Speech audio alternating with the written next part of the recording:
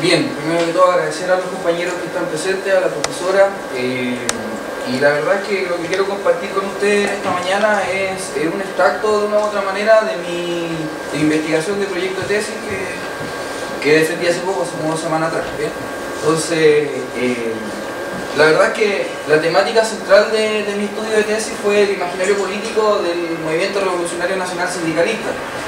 ¿Quién fue o quién es todavía el Movimiento Revolucionario Nacional Sindicalista, el MRNS? Es un movimiento nacionalista de extrema derecha que tiene la particularidad de ser el movimiento nacionalista de más larga data de la historia de Chile, ¿no? Existiendo hasta el día de hoy. ¿Sí? Ante la inexistencia de un estudio histórico que explicara su desarrollo, nos decidimos en emprender una empresa de explicación de estos movimientos, ¿bien? Particularmente de él como tal. Ahora bien, al momento de tratar de estudiar la extrema derecha, vinieron una serie de cuestiones teóricas que preguntarnos, ¿sí? Es decir, me di cuenta en el desarrollo de la investigación que estaba ante una formación política que tenía particularidades propias, que la hacía distinto a un partido político y sobre todo a un movimiento nacionalista de extrema derecha. Por lo tanto, derivé a un estudio de su imaginario político, de sus prácticas culturales y sobre todo de los procesos de significación que el grupo a sí mismo asume. ¿Bien? Por lo tanto, la exposición la voy a dividir en 2 partes, una etapa previa al golpe y una etapa posterior al golpe. ¿Bien? Ahora bien, la pregunta que yo me hice como investigación fue ¿cuáles son los componentes y cómo se desarrolló el imaginario político del MRNS? ¿Sí? Ahora bien, los componentes principales o ideológicos que tiene su imaginario político se sustentan en un nacionalismo católico que urge sus tradiciones en el pensamiento tradicionalista español. ¿Sí? Ese tradicionalismo y nacionalismo católico desembocó en la convicción de que el MRNS como movimiento tenía un destino-misión, ¿no? Este destino-misión, que también es un concepto muy cristiano, muy católico, se caracterizaba por la necesidad de emprender una empresa, o una empresa de tipo cruzada, ¿sí? De carácter medieval, ¿sí? Para salvar a la patria ante las embestidas del comunismo internacional y desde ahí refundar la nación y salvar a la nación, ¿no es cierto? Y refundarla en un sentido nacionalista y corporativo, antipartidista, por lo tanto. ¿Bien? Ese es el grueso del imaginario político del MRNS. Dentro de sus componentes ideológicos, lo que podemos entender primero es el nacionalismo católico.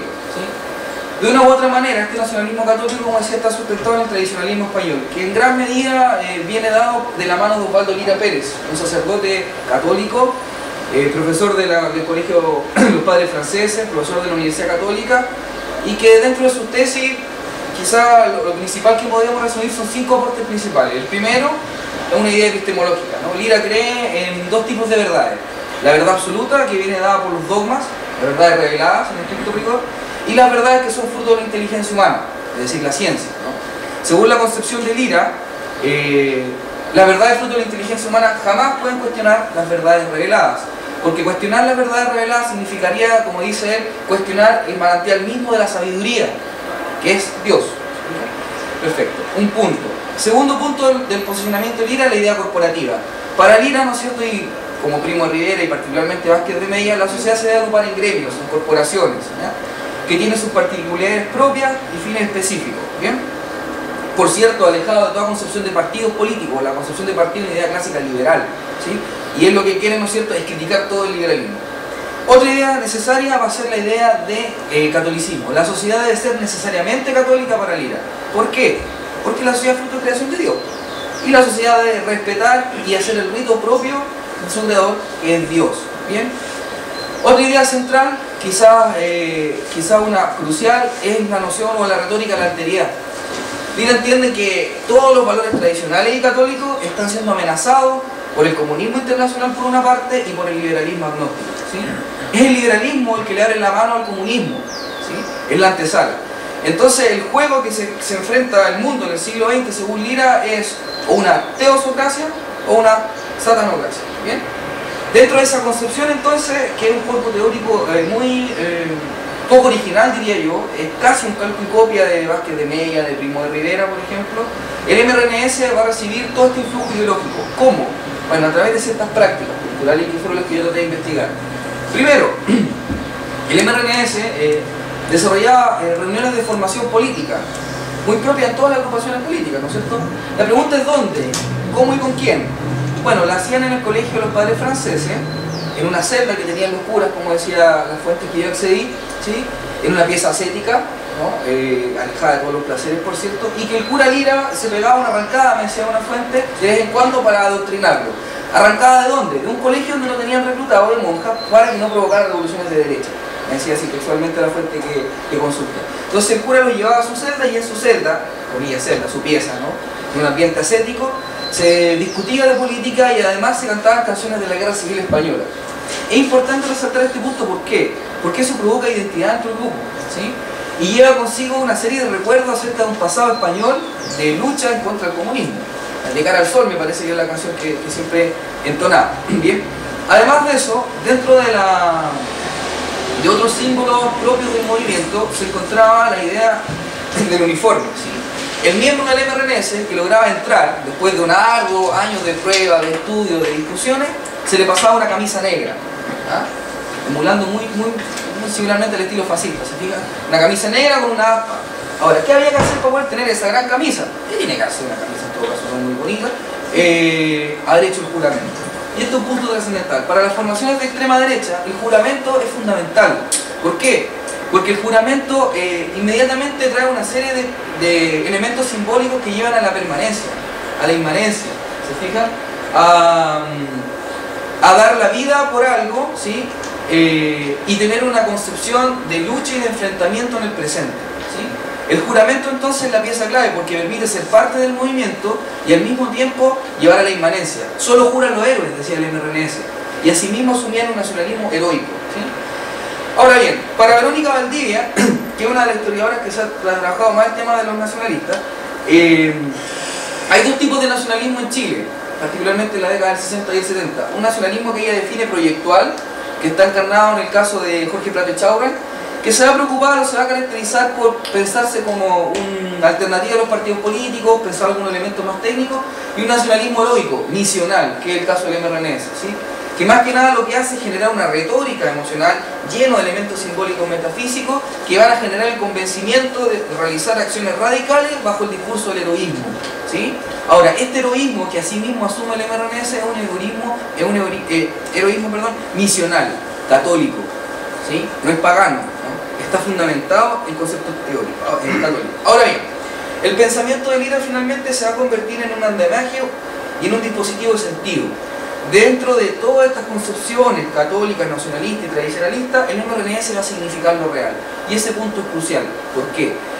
Porque el MRNS va a leer las coyunturas políticas en todo el desarrollo del siglo XX mediante esta concepción ideológica, ¿sí? Y desde ahí va a construir su significación de lo real. Ello es lo que explica la acción, ¿no? Para la empresa llevar acciones radicales, ¿sí? Si un grupo político, una formación política no tiene el convencimiento de lo que está haciendo es con un objetivo claro y específico, es muy difícil que lo haga, sobre todo cuando son acciones radicales de grupos de extrema derecha, ¿sí? Ahora bien, el estudio que hizo el MRNS trabajó también en los 60 y los 70, particularmente ante la coyuntura nacionalista del gobierno de Ibáñez, el MRNS va a rechazar ingresar a este gobierno por una razón bien simple. Entrar al juego de la democracia de los partidos para ello es entrar al juego del demonio, ¿sí?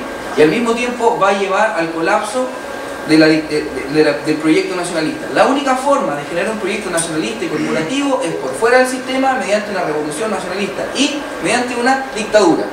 No hay otra opción, porque el liberalismo conduce al caos, ¿sí? Por lo mismo, el gobierno de Eduardo Frei Montalva, el MRNS lo va a ver como un Kerensky, ¿sí? Un Kerensky chileno, ¿sí? Es decir, que va a conducir al caos. Y el triunfo de la Unidad Popular y el gobierno de Salvador Allende lo que va a hacer, de una u otra manera, va a ser ratificar su imaginario político. Ellos lo decían explícitamente en su fuente. Lo dijimos, la democracia liberal ha muerto. Así lo titulaban en un periódico, ¿bien? ¿Qué es lo que quedaba ahora entonces? Emprender la lucha contra la Unidad Popular, ¿sí? Y desarrollar una dictadura de carácter nacional sindicalista. Quiero citar una parte del juramento que hacían para que más o menos se entienda la realidad del grupo. Dice: jurar, todos juran, el que cumple es el héroe. Cumplieron los chilenos que murieron en la Concepción, juraron con su sangre y sobre ella, sobre esa sangre y la de todos los guerreros del Pacífico, se cernió de inmediato la codicia y la traición. Dice: la nueva juventud va a jurar, como juran los héroes, pero no ya en un campo de batalla que puede mañana ser vendido al mejor postor. partido muy anticapitalista, se fijan, sino sobre el suelo entero, y la historia entera de Chile, subrayando su promesa ante Dios y con su voluntad de ser ella misma la que jura y la que cumple, tomando sobre sus hombros la conducción y el mandato del Estado. La nueva juventud va a jurar, está jurando ya, combatiendo hacia enfrentes al político y al traidor. El elemento del político siempre es para ellos el político es un traidor, ¿no es cierto? Es un oportunista. Va a jurar por la patria y por la revolución, porque ha comprendido que mientras 20 tiendas y caciques se reparten en jirones la verdad del juramento, este no podrá cumplirse. De ahí que su primer combate es contra todos los partidos y contra todas las doctrinas.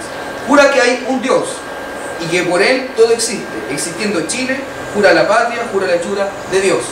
Es decir, el juramento de ellos convoca, ¿no es cierto?, un universo simbólico altamente radical, católico como pueden ver, y llama, o se podría entender como un mito soleriano que, en el fondo, empuja a la acción política, ¿sí? El MRNS, particularmente, va a entender una alteridad compuesta de tres elementos que lo definen en la tesis. Primero, los comunistas, que van a ser el demonio propiamente tal, materialista, ¿no es cierto? El liberalismo, que le abre las puertas, ¿no es cierto?, al comunismo. Y la tercera alteridad importante va a ser los demócratas cristianos. ¿Por qué? Los demócratas cristianos van a ser significados como afeminados. Uno pregunta, ¿por qué afeminados? Porque transan en la democracia liberal de los acuerdos. Y por lo tanto venden al catolicismo.